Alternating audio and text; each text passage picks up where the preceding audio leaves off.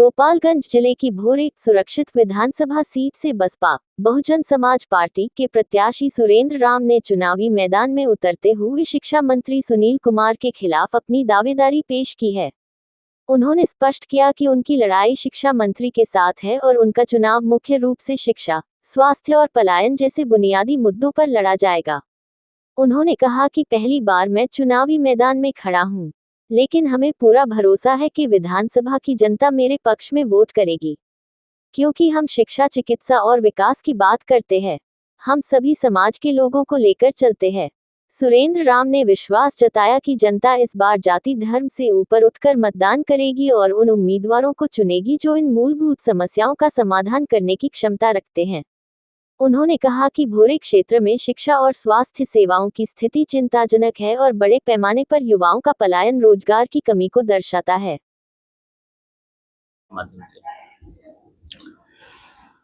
आज हमारा नॉमिनेशन है।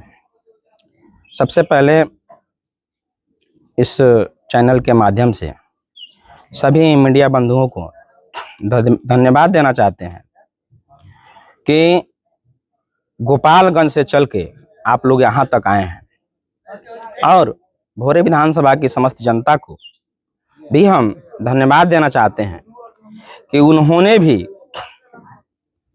हमें अपना नेता माना है।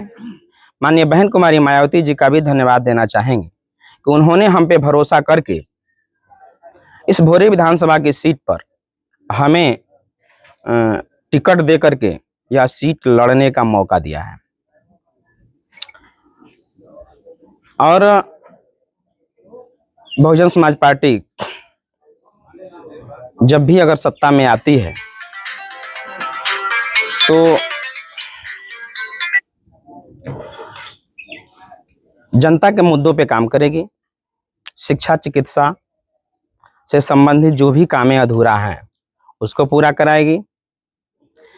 और यहाँ जो है कि कोई भी बिहार के लोगों को पलायन रोकने के लिए कोई भी माने औद्योगिक व्यवस्था नहीं है, तो इस पे सबसे पहला फोकस होगा कि उद्योग के क्षेत्र में काम किया जाएगा। क्या इसके पहले आपने प्रयास किया था चुनाव लड़ने के लिए? प्रयास हम तो विधानसभा चुनाव लड़ने के लिए पहली बार प्रयास कर रहे हैं। क्यों लगा आपको कि विधानसभा चुनाव लड़ना चाहिए? इसलिए कि हम देखें कि जनता की समस्याओं का निराकरण जो भी यहाँ के स्थानीय नेता लोग हैं वो नहीं कर पा रहे हैं, तो हमको लगा कि इस स्थानीय समस्याओं को दूर करने के लिए जब तक हाथ में पॉलिटिकल पावर नहीं होगा तब तक उसका निदान हम नहीं कर सकते। तो क्या पॉलिटिकल पावर से ही सभी चीजों का निदान हो जाएगा? नहीं, सही पॉलिटिकल पावर से सारी चीजों का निदान नहीं होता है, लेकिन मान लीजिए कि अगर सड़क ही बनवाना है तो वह तो सरकार ही ना बनवाएगी। तो जब सत्ता में सरकार में भागीदारी होगी जिसकी, वही तो उस काम को कर पाएगा।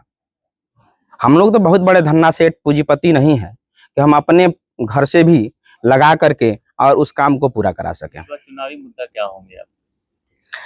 हमारी चुनावी मुद्दे शिक्षा, चिकित्सा और रोजगार होगा। हमारा उद्देश्य है कि सबसे पहले शिक्षा पे काम हो। बहुजन समाज के जितने लोग हैं शिक्षा पे ध्यान नहीं देते हैं और शिक्षा न मिलने की वजह से वो जो है कि उनका विकास नहीं हो पाता। तो अगर शिक्षा मिलेगा तभी उनका विकास हो पाएगा। निवर्तमान विधायक का दावा है कि चारों ओर विकास किया गया है, फिर विकास की किस बात कर रहे हैं? ठीक है, विकास किया गया है, इसको हम इनकार नहीं कर सकते, लेकिन आप देख सकते हैं कि यहाँ की जो भी सड़कें हैं कितनी टूटी पड़ी हैं। इस समय जब चुनाव आया है सर पे, तब सारे टूटी सड़कों पे आनन फानन में काम लगाया गया है। तो आप इसी से सोच सकते हैं कि भोरे विधानसभा की जनता कितना उसको काम हुआ है इस क्षेत्र में, कि अभी अभी जो है कि सड़कें बनी हुई हैं। आपने कहा में आता है, कुछ ना कुछ तो काम करता है अपने हिसाब से, लेकिन वह जनता के मुद्दों पे अगर खरा नहीं उतरता है तो उस विकास का कोई मतलब नहीं है। तो जनता के लिए तो सभी तो हर चीज तो उनका दावा है कि कर ये रहे हैं, शिक्षा, चिकित्सा। देखिए, अब उनके दावा से तो हो नहीं जाएगा, क्योंकि दावा तो सभी लोग करते हैं, लेकिन दावा करना और उस पर खरा उतरना कोसों दूर की बात है। प्राथमिकता क्या होगी आपकी अगर चुनाव आप जीत जाते हैं, जनता ने आपको सपोर्ट किया तो? अगर चुनाव जीतते हैं तो सबसे पहला प्राथमिकता यहाँ की जितनी टूटी हुई सड़कें हैं उसकी मरम्मत कराना, यहाँ कोई ना कोई औद्योगिक विकास करना जिससे यहाँ के क्षेत्र के लोगों का पलायन रुक सके। भोरे की जनता से क्या अपील करना चाहेंगे? भोरे की जनता से अपील करना चाहेंगे कि भोरे की जनता बहुजन समाज पार्टी के पक्ष में आकर और अधिक से अधिक मतों को दे करके बहुजन समाज पार्टी सुरेंद्र कुमार जी को विजयी बनाएं और बहन जी के हाथों को मजबूत करें। कितने